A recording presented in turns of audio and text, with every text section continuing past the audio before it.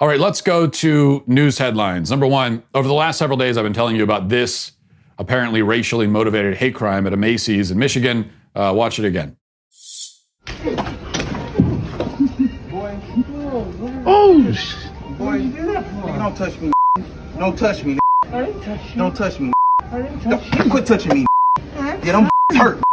Them hurt. Stop moving. Sorry, man. Hurt. I'm Don't sorry. touch me. The important update on this story is that there is no update. Nothing has happened in this case. It's been 10 days, nothing has happened, no charges. The man seen pummeling a Macy's store manager in broad daylight in the middle of the store on video has not been arrested, has not been charged with anything.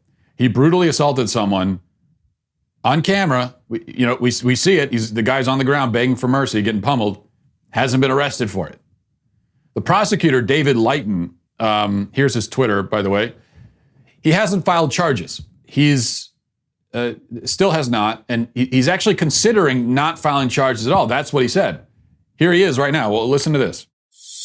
I would say to the president and anybody else who has an interest in this that I will make a fair and just decision as to charging or not charging after I have all the information.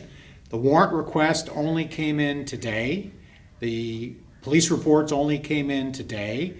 And after we reviewed them, we determined that they're not complete yet. We want more information. So I would say to Mr. President, give us the time that we need.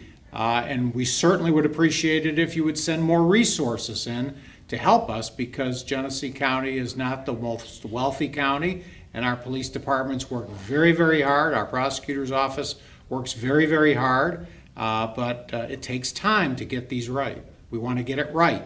So haste makes waste. And we're going to make sure that we do everything so it's fair and just for all people concerned. Charging or not charging? He's deciding about charging or not. He is actually, as of now, according to him, leaving open the possibility of not charging a man with a crime for pummeling another man while that man is on the ground begging him to stop. He's saying potentially, in his eyes, that's not a crime. What would make that not a crime? What information? He said, we're still investigating. What information could you possibly discover in your investigation that would make this not a crime? What could you possibly find out? That's what I want to know. What could have happened before this that would make what you saw on video okay in the eyes of the law? The assailant's brother, by the way, who filmed it and posted it, doesn't even claim that it was self-defense. Okay, he doesn't even, so the people responsible for it, they're not even pretending that this was legally justified. Which of course it's not self-defense. A Macy's store manager, I very much doubt, would get into a fist fight with random customers who are coming in the door. But that isn't even being claimed anyway. The claim from the assailants, their defense is that the manager said the N-word. Which he didn't. That's clearly a lie. But even if he did, how would that change a single damned thing in respect to criminal charges? You don't have the legal authority to assault someone because they said a word you don't like. So how would that make a difference? He also says that, I don't know, I don't think it's in the clip, but he says that they're looking at different footage and they're looking at security camera footage, but unfortunately it doesn't have audio. What do you need audio for? Who cares what's being said? And the prosecutor says he needs more resources, that Trump should send him. What resources do you need? You have a video of it, and you have a public confession from the assailants that they gave to the media, admitting that they assaulted him and saying that the only reason they did it is that he said a bad word. And then you have Macy's, who already investigated it, and could very easily tell you that he didn't say the bad word. But again, for the millionth time, whether he did or not is immaterial to the criminal aspect of this case. Number two, so this is weird. A few days ago, Kelly Weil of the Daily Beast, not Daily Wire, Daily Beast, published this piece under the Chaos Debunked heading. And the piece is titled, Local Businesses Love the, quote, Domestic Terror Zone in Seattle, actually. And her point was that, in fact, all the businesses in the so-called autonomous zone in Seattle actually love being in a lawless hellscape rife with unregulated and unpunished crime and chaos. They love it. That was she wrote a lengthy piece about it. They really are, they can't get enough of it. They wake up every morning, tears of joy in their eyes. Those tears you see, those are of joy. Because they look out their shop windows and see a half-naked man high on heroin spray painting a park bench while protesters smash the neighbor's window and a mentally disturbed woman performs karate with an orange peel over her face, which is a thing that actually happened. And they think to themselves, I am so glad to be here. That's what Kelly Weil says anyway. But here's the weird part. A report today from Preston Phillips, local news anchor in Seattle, says that a dozen business owners in the CHOP zone are suing. They're filing a class action lawsuit against the city of Seattle for abandoning them and leaving them to wallow in the chaos and filth. That's a strange way to show you love something, isn't it? To file a class action lawsuit to get it to stop. Number 3, a Black Lives Matter activist was on with Martha McCallum on Fox News last night. A number of crazy things were said, as you can imagine, but here's just one example.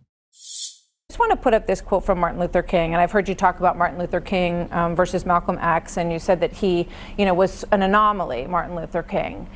He said, let us be dissatisfied until that day when nobody will shout white power, when nobody will shout black power, but everybody will talk about God's power and human power. Do you agree with that? I love the Lord. And my Lord and Savior, Jesus Christ, is the most famous black radical revolutionary in history. And he was treated just like Dr. King. He was arrested on occasion, and he was also crucified or assassinated. This is what happens to black activists. We are killed by the government. Well, and if you need context, if you read your Bible, it'll say that Jesus had feet like burnt brass and hair like wool. I don't know if you noticed, but our hair seems to be more like wool, and we seem to be likened to that color than anyone else.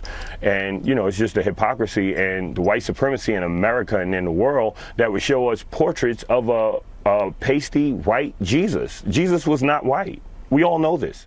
Okay, no. No. That's a no on that one. Jesus was a Middle Eastern Jew.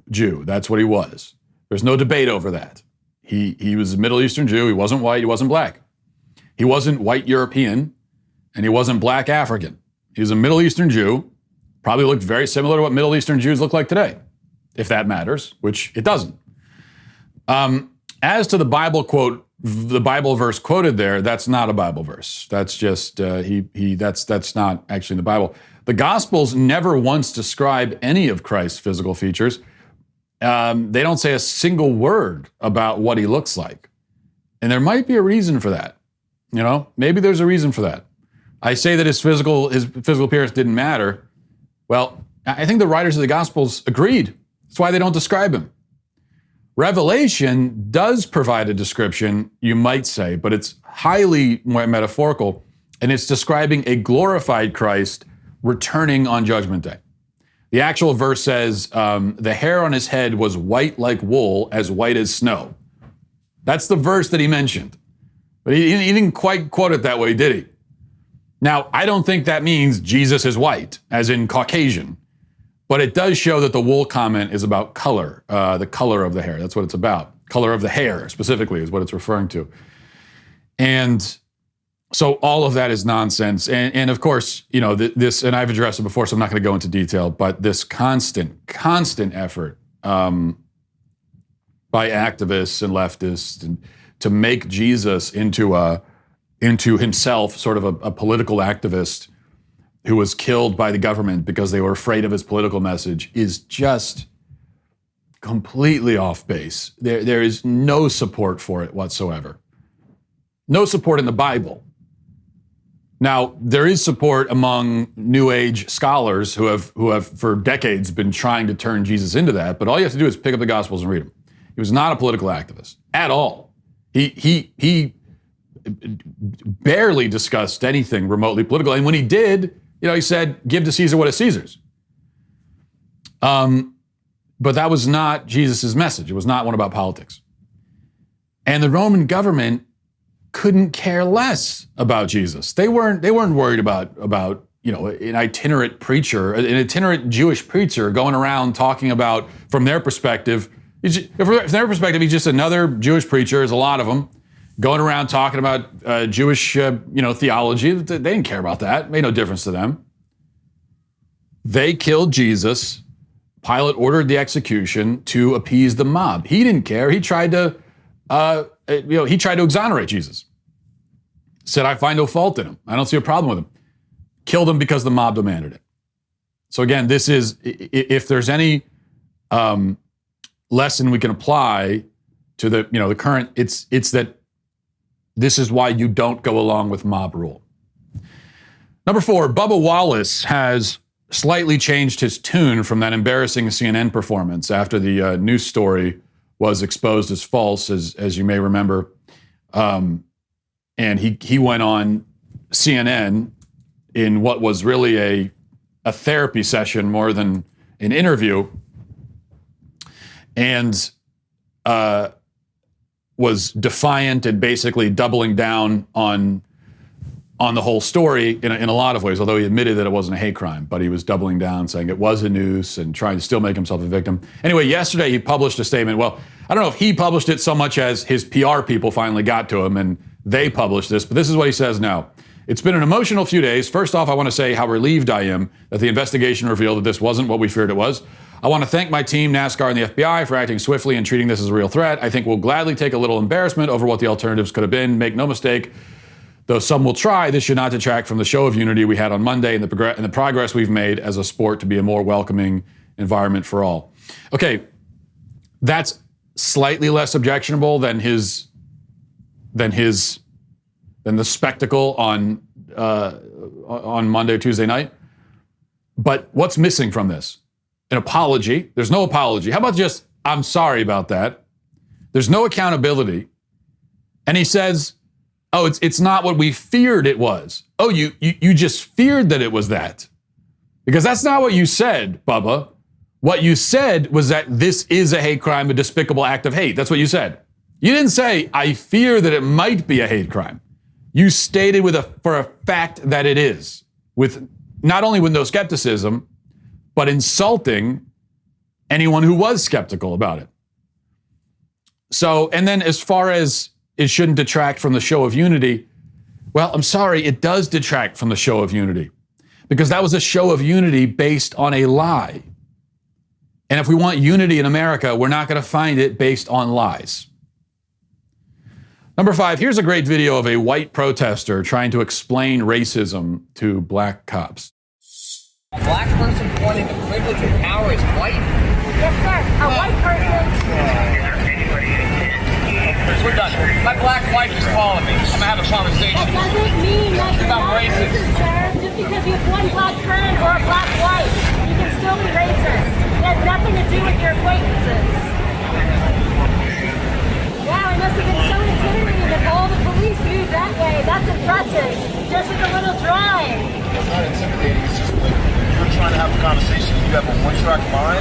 There's no point to have that Amazing. conversation. Everyone moved that way. You have to be able to be open to both sides of the Amazing, story. sir. Your Everyone belief is just moved your over. side, and that's it. Impressive. They couldn't even So handle you it. can't have a They couldn't conversation handle if it, that's the sir. only thing. I wasn't talking to you, sir. I was talking to white dude. Oh, because I can't be racist, right? No, sir. I was talking to him. Yeah, exactly. Again, it doesn't fit your agenda. Systemically, no, sir. Systemically, racism can only be white. Systemically, sir. Individually, it can be a different color, but systemically, it can only be white. It doesn't fit your agenda. You don't It's want not to an have a agenda, sir. conversation. It's not an agenda. It's the past, the present, and hopefully not the future, sir. That makes children. Good. I hope you're an anti-racist then. How can I be? I'm white. I'm inherently You racist. just called him a liar, saying he don't have a black wife and black children. You just called him a liar. You're beyond. I wanted to see his There's just no picture. getting through to I you. wanted to see his picture to believe him. Like, how dare you? How dare you ask about this man's family? Yeah. How dare you make a You don't know nothing about him. Amazing. And great stuff from that officer at the end there, from all the officers, actually. But you notice how this woman, it really is a cult. These people are in a cult, full-on cult. She's just repeating doctrine. She's like an automaton, a robot. Can't engage. She can't. It's like she can't even hear what's being said to her. She's saying what she's trained to say. You can almost see the spirals in her eyes, like a hypnotized cartoon character, right? Systemically, you're systemically racist. Systemically. What the hell are you babbling about? This is what people on the left, they think that just saying the word systemically wins the argument. All they have to do is say, oh, really? Systemically. Boom. Mic drop. Got you on that, didn't I? Nothing you could say in response to that. Systemically. She's just shouting the word systemically at him. Systemically! It's systemic! You have no idea what you're saying. You have no clue what you're saying. But you're saying it because it's what you've been trained to say. By the way, the officer with the black wife, and he says, he starts by saying, okay, I'm going to go call my black wife now, trying, obviously as a dig at the woman calling him a racist. And she says, it doesn't prove you're not a racist. Yes, actually it does. It really does. I think having a black wife, very good evidence that you're not racist. Extremely good. I'd say it's almost 100% confirmation that you're not racist. Yes. Do you know why? Because despite what we are told by these barely coherent activists who are shouting the word systemically, racism is not some mysterious, undefinable, ambiguous thing. It's not. I'll tell you what racism is. Racism is this. If you think that people of another race are inferior because of their race, you're racist. If you don't, you're not. That's it. The end. That's what racism is. If you have any opinion outside of people of this race are inferior because of the race, you're not racist. You might still be wrong. There are plenty of other objectionable opinions a person can have in the realm of race or in any other realm. It's not racist though, because that's what racism is. But the left doesn't want us to think that or know that because it's a pretty clever trick. They know that if they turn racism into this impossible to understand, highly sort of academic and scholarly concept, then they become the gatekeepers and they get to decide. And then you're no longer able to deny that you're racist because then they can say, you only think you're not racist, but you actually are because you don't know what racism is. And that's why you constantly have leftists, many times white leftists, trying to lecture you about what racism is. They love doing that. I'll tell you what racism is. Yeah, you don't know what racism is. You only think you're not racist. Think about that statement. Think about what a stupid statement that you only think you're not racist. Guess what? If you think you're not racist, you're not. Because racism is all about what you think. The hell does that? It's like, if I think that I don't like vanilla ice cream, then I don't like it. It's simple as that. It's about what I think. It comes down to what you think. All of these issues are about what you think, how you feel. That's what it is. So if you think you're not bigoted in a certain area, then you're not. If you think you're not racist towards a certain group of people, you're not. Because that's what it's all, and you know something else? You are the only person who can speak to it. You're the only person who can decide whether or not you're racist. Nobody else can because no one else can see inside your head. I mean, you could certainly lie about it, but in terms of who is the one single absolute authority on your racism or lack thereof? You. Whether you speak honestly on the subject or not is a different subject. But you're the only authority, not some other person, not some leftist in a surgical mask holding a sign at a BLM rally, shouting at you. They're not an authority. They don't know a single damn thing about what you think or what's in your head. Thank you for tuning into the Daily Wire, one of the fastest growing conservative media outlets in the entire country. If you enjoyed this video, be sure to give it a like and a subscribe to our YouTube channel so you don't miss out on any of our content.